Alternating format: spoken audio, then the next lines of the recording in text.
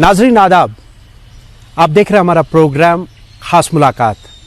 इस प्रोग्राम में हम हर बार आपकी मुलाकात एक शख्सियत से कराते हैं। तो आज हमारे साथ मौजूद है हज कमेटी ऑफ इंडिया के चेयरमैन शेख जिन्ना नबी, जो इन दिनों कश्मीर आए हुए हैं। तो इनसे हम बात करेंगे हज 2019 के हवाले से, क्या सहूलियात हुजाज को मिल रही है, यहाँ किस तरह के इंतजामात है, सऊदी अरब में किस तरह के इंतजामात है, क्या बदलाव हुए हैं। तो शुरू करते हैं। तो शेख साहब, आपका पहले खैर मकदम है हमारे प्रोग्राम में। तो जानना चाहूँगा आपसे कि इस साल हज 2019 के बारे में पहले जानना चाहूँगा कि कितने आज़िम हमारे रवाना हो रहे हैं, कब से जो ये सिलसिला है शुरू हो रहा है, कब तक चलेगा, क्या क्या सहूलियत इस बार हमारे हुजाज को मिलेगी।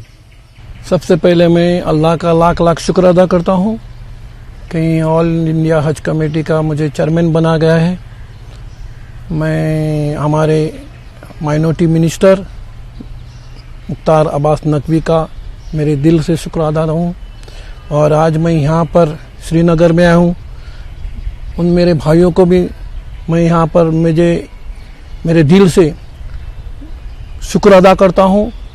और जो हज के बारे में जो आपने पूछा 2019 में, हम लोगों ने माशाअल्लाह बहुत अच्छी तरीके से हज को जाने वाले को बहुत अच्छे से सेटअप किया गया है। 2018 में हमारे पूरे हिंदुस्तान के हाजी 1,75,000 हाजी गए थे। ये साल हमारे सरकार के थ्रू 25,000 का कोटा बढ़ा दिया।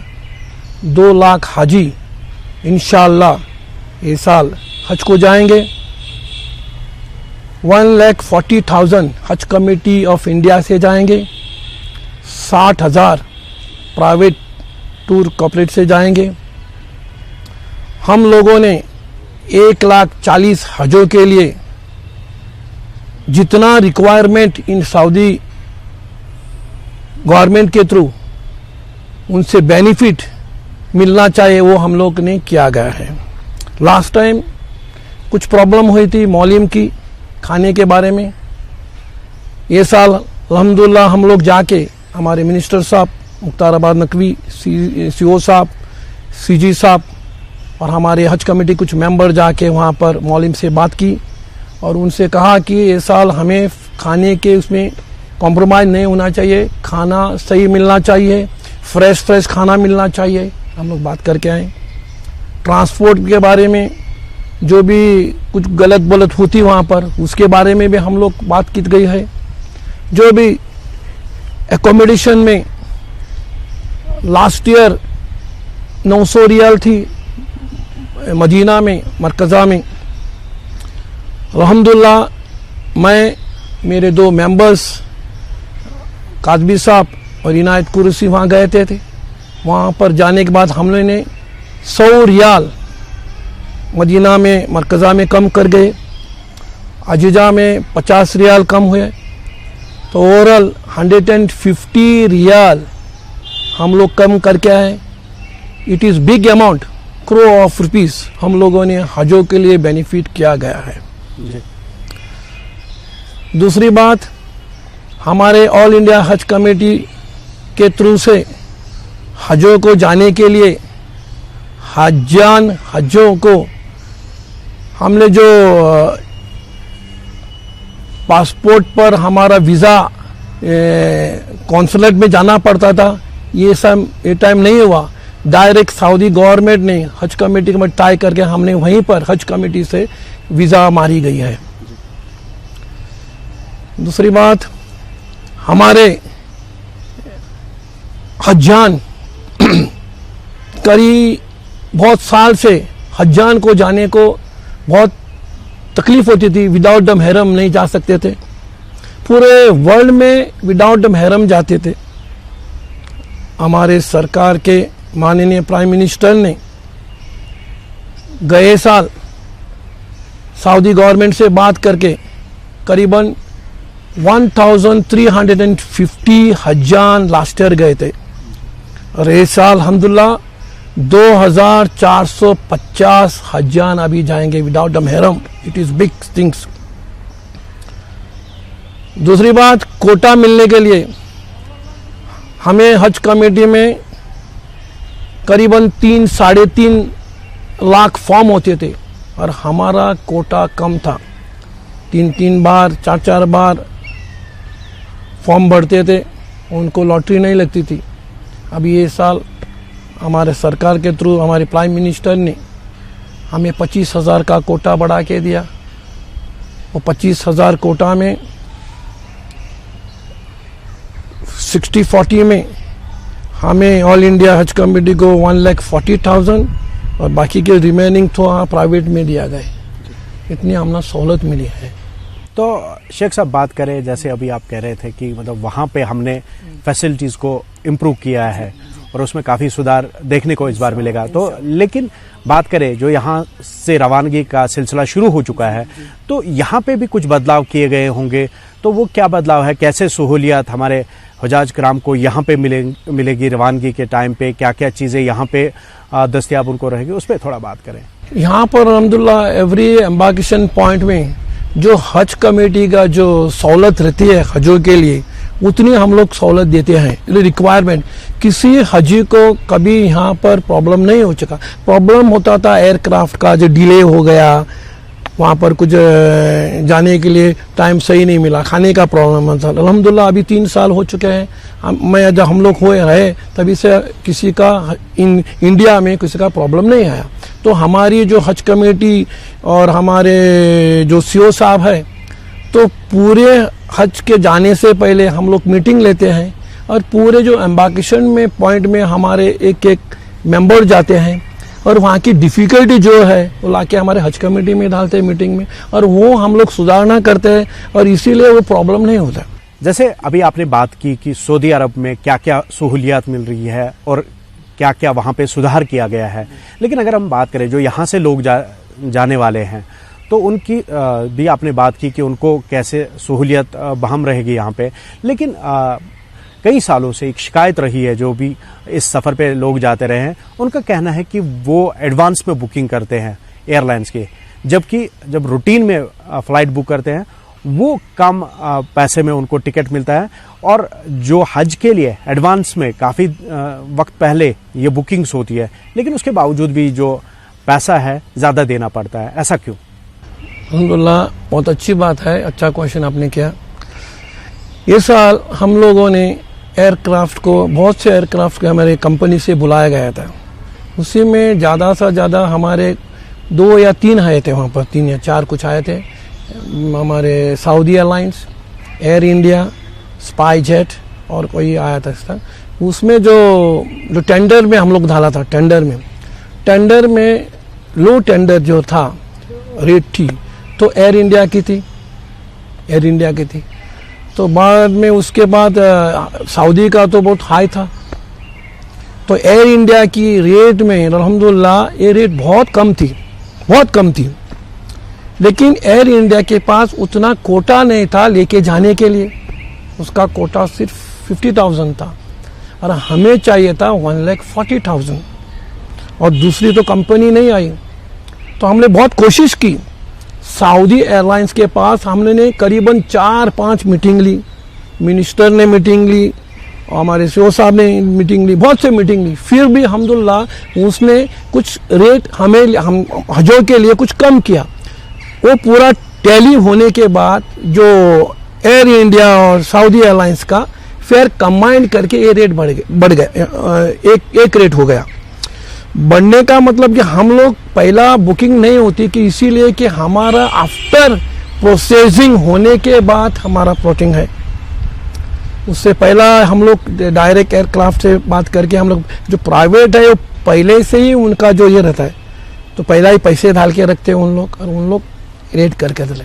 ये साल हम लोग इंशाल्लाह, अगले साल भी इंशाल्लाह ये बात हम लोग करें, लास्ट ईयर भी करे थे, इंशाल्लाह अगले साल भी हम लोग करेंगे इंशाल्लाह। तो हर साल हज में सुधार लाने की कोशिश की जा रही है, जो सहूलियात है उनको बेहतर से बेहतर बनाने की कोशिश की जा रही है। तो सफ़र अभी जारी रहेगा। यहाँ पे वक्त चला है एक छोटे से वक्फे का, वक्फे के उस पार लौटेंगे तो गुफ्तगू जारी रहेंगी। ब्रेक के बाद फिर से आपका खैर मकदम है। हम बात कर रहे हैं हज 2019 के बारे में। तो हमारे साथ मौजूद है शेख जिना नबी साहब। इनसे जानना चाहेंगे, जो इस साल हज के लिए हम बात कर रहे थे, तो वहीं जो सब्सिडी का एक अहम मुद्दा आया था, काफ़ी बहस का मुद्दा भी बना, तो सब्सिडी हटने के बाद क्या बदलाव आप देख रहे हैं? किस तरह का फ़र्क पड़ा है जो हुजाज किराम के सहूलियात में या बाकी चीज़ों पे? सबसे पहले सब्सिडी ख़त्म होने के बाद कि हम लोग सोचे थे कि हज को जाने के लिए हज्जान कम हो जाएंगे, हज्जान। तो फिर भी अल्हम्दुलिल्लाह हमारे 2 लाख हाजी हिंदुस्तान से जा रहे हैं, फिर भी 190 हमारे वेटिंग लिस्ट में है। तो सब्सिडी जाने के बाद भी लोग पब्लिक हज के जाने के लिए अपने दिल से आते हैं कि उनको कुछ फ़र्क नहीं करा सब्सिडी में। और कुछ भाई कहते थे कि सब्सिडी हमें नहीं चाहिए। ऐसा हम लोग प्रोग्राम में गए थे, वहाँ कुछ आलिम थे और उन्हें कहा कि हमें सब्सिडी नहीं चाहिए। तो सब्सिडी नहीं होने के बाद जो सब्सिडी का जो पैसा था, हमारा करीबन जो पैसा था, तो हमारे माइनॉरिटी मिनिस्टर ने जो पैसा एजुकेशन में डाला हो, उस पैसा एजुकेशन में डाला, वो सब्सिडी जाई गई है। फिर भी हजों के लिए जो बेनिफिट हम लोग दे रहे हैं, कहने का ये सबसे बड़ा ये बात है कि माइनॉरिटी मिनिस्टर मुख्तार अबीर नकवी इतना एफर्ट डाल रहा है कि हजों के लिए और कैसा बेनिफिट मिले। जो भी हज का प्रोग्राम हज हाउस में मुंबई में होता है, अल्हम्दुलिल्लाह एक भी फंक्शन वो छोड़ता नहीं। वो फंक्शन में आके जो रिक्वायरमेंट सीओ साहब से पूछ रहा है और जो हजों को बेनिफिट देने के लिए वो खड़ा रह के देना चाहता है। तो शेख साहब बात करें तो ये थी मुल्क भर में क्या कुछ हो रहा है। तो बात करें रियासत जम्मू कश्मीर में, मुस्लिम अक्सरियत वाली रियासत है, तो कैसे यहाँ पे किस तरह की सहूलियत दी जा रही है हुजाज किराम के लिए, जो या फिर जो हमारा हज हाउस है जो कुछ साल से इंडिपेंडेंटली काम कर रहा है, तो उसको तौसीह देने के लिए या उसमें और ज़्यादा फैसिलिटीज़ क्रिएट करने के लिए क्या कुछ कदम उठाए जा रहे हैं? हम लोग देखेंगे जो क्या क्या चाहिए और जाने के बाद जो पैसे की जो रिक्वायरमेंट फंड्स है तो इंशाल्लाह हम लोग भेजेंगे। और आपका जो श्रीनगर का हज हाउस है तो माशाल्लाह सबसे बढ़िया कह रहे हैं कि सब लोग माशाल्लाह हज हाउस बहुत बढ़िया है। हम लोग तो नहीं देखा, इंशाल्लाह हम जाएंगे, देखेंगे, जो भी रिक्वायर्ड पैसे की ज़रूरत हम लोग हज कमेटी थ्रू भेजेंगे। और सबसे बड़ी ये बात है कि मैं यहाँ पर पहली बार आया हूँ श्रीनगर में।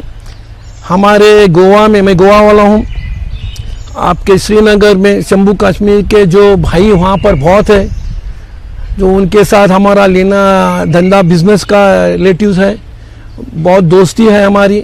हमारे जो गोवा तो जानती छोटा गांव है, लेकिन कश्मीर जो 20 साल तो बहुत बड़े बड़े से धंधा कर रहे हैं।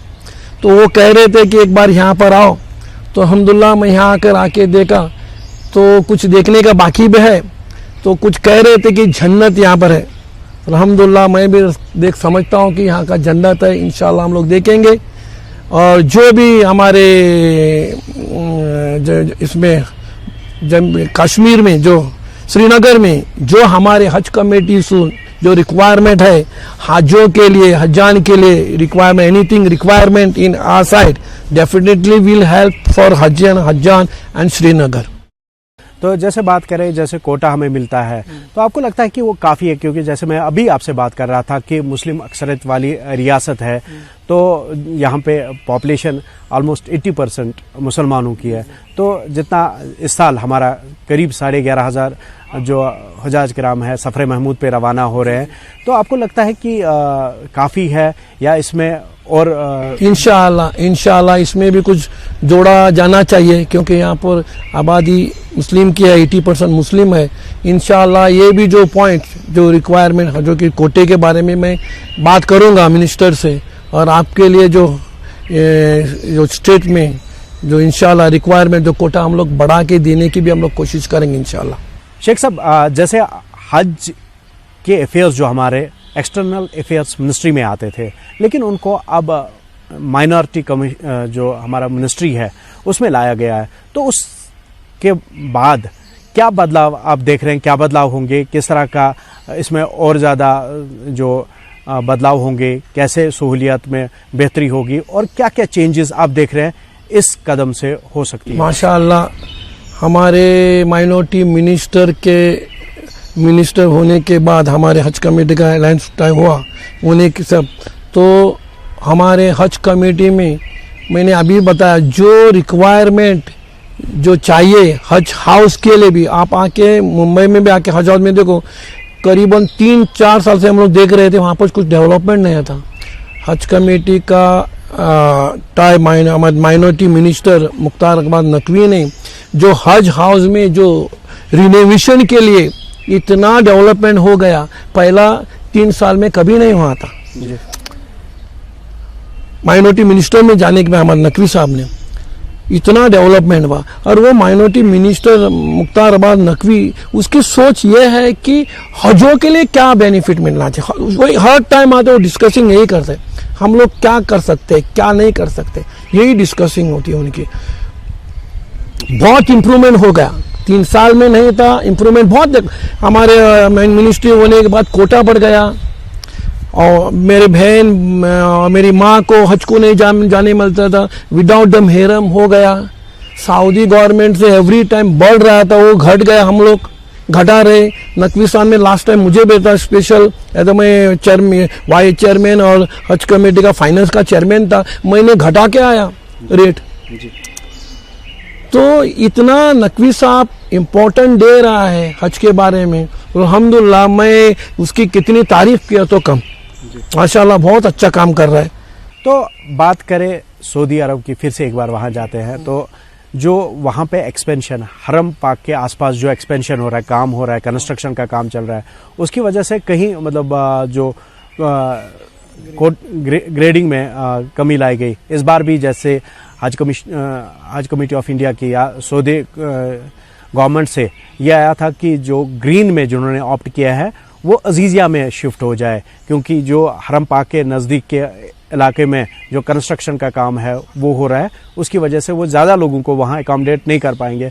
तो उस चीज़ पे थोड़ा बात करें कि ग्रीन और अजीजिया वाला जो है, और इस बार जो ग्रीन को क्या सहूलियत मिलेगी, अजीजिया वालों को क्या सहूलियत मिलेगी, और कैसे इन दो कैटेगरीज में क्या फ़र्क है। जो कई लोगों को इसके बारे में थोड़ा इल इन्फॉर्मेशन भी है, उनको पूरा जानकारी नहीं है इसके बारे में, थोड़ा हमारे नाजरीन को बताएं कि क्या कुछ इस हवाले से। ग्रीन जो था, हम लोग सोचे थे कि 35,000 रिक्वायरमेंट ग्रीन कैटेगरी में, पूरा बाकी का जो रहता है अजीजा में।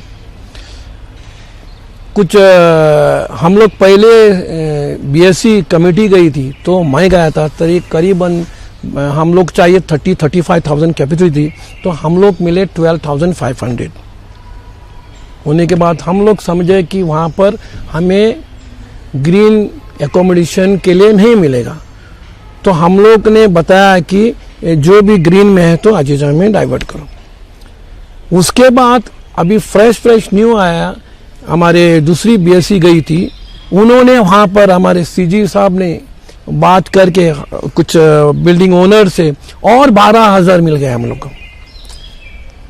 सो कम्स टू 24,000 समथिंग ग्रीन में आ गए।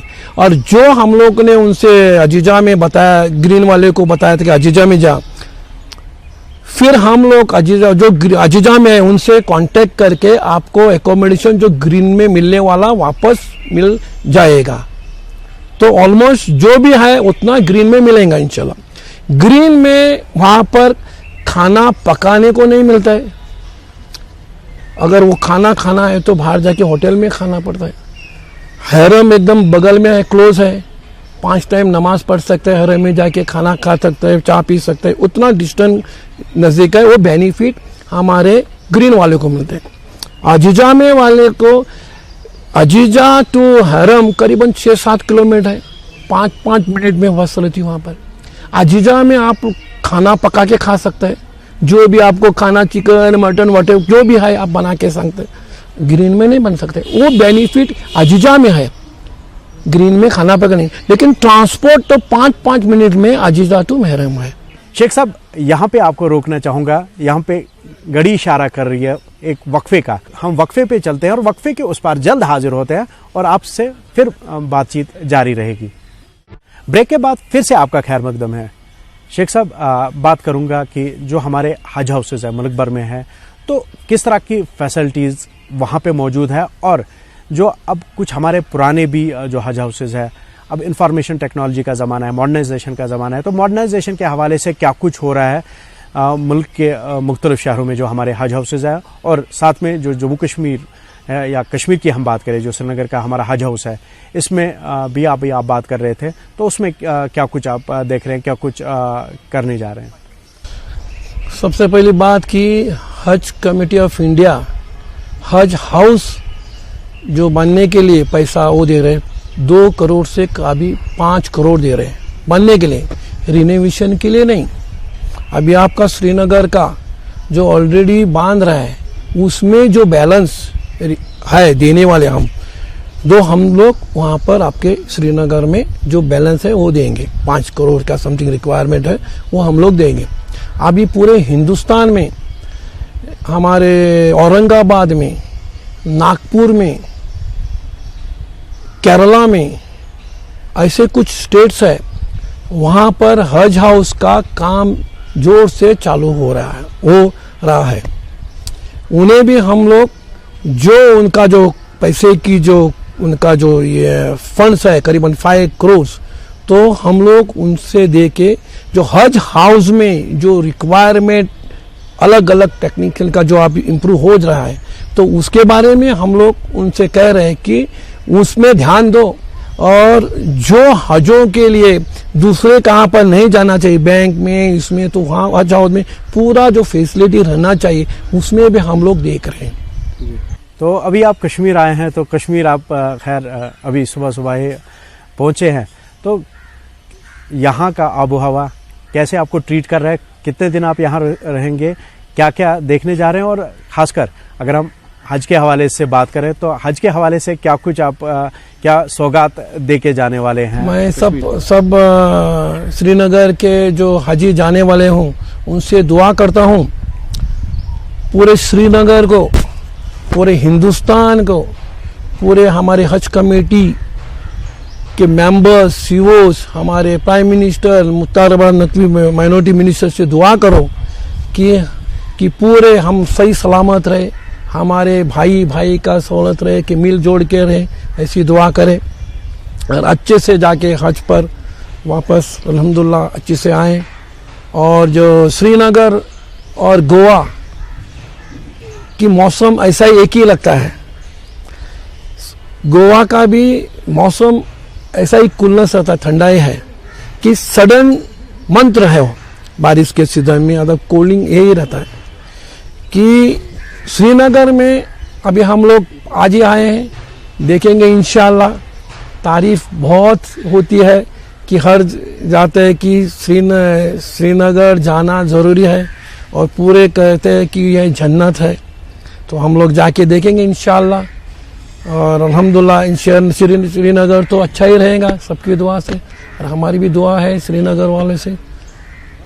तो लास्ट में आपसे ये पूछना चाहूँगा कि आने वाले दिनों में कहाँ पे आप सुधार की गुंजाइश देख रहे हैं पूरा सिस्टम में, ताकि जो हमारे हुजाज किराम उस पाक सरजमीन पे जाते हैं हज का फरीज़ा अंजाम देने के लिए, उनको बेहतरी वहाँ मिले, वहाँ पे उनको अच्छी सहूलियत मिले? कहाँ पे आप देख रहे हैं कहाँ पे सुधार करने की ज़रूरत है, जो आपने अभी पिछले इन सालों में देखा, और उस पर थोड़ा बात है? देखो, हमारी जो हम लोग जाके देखते हैं, एवरी ईयर हम लोग जाते हैं, बीएससी कमेटी जाती है, तो वहाँ पर हम जाके वो चेंजेस कुछ करके आते हैं।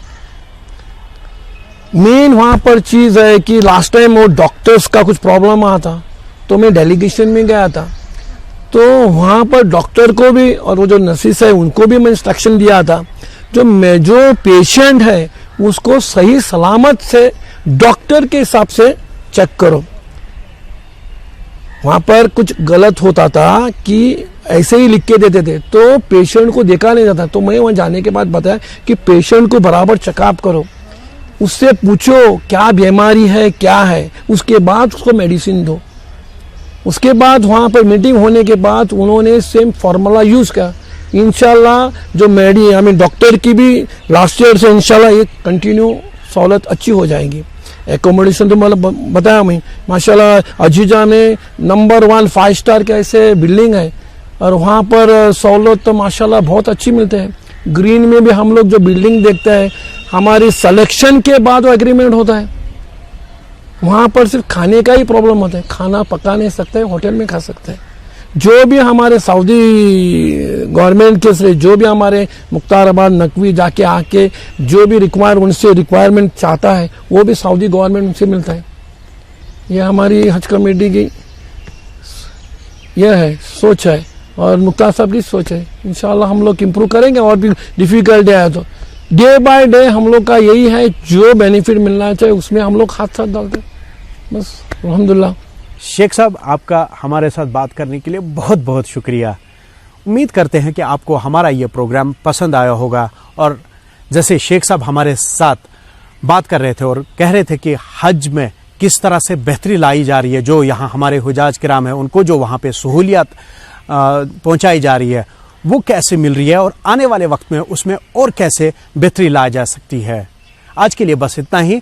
अगले हफ्ते किसी और प्रोग्राम में फिर आपके साथ रूबरू होंगे। तब तक पूरी टीम को दीजिए इजाज़त। अल्लाह हाफिज़।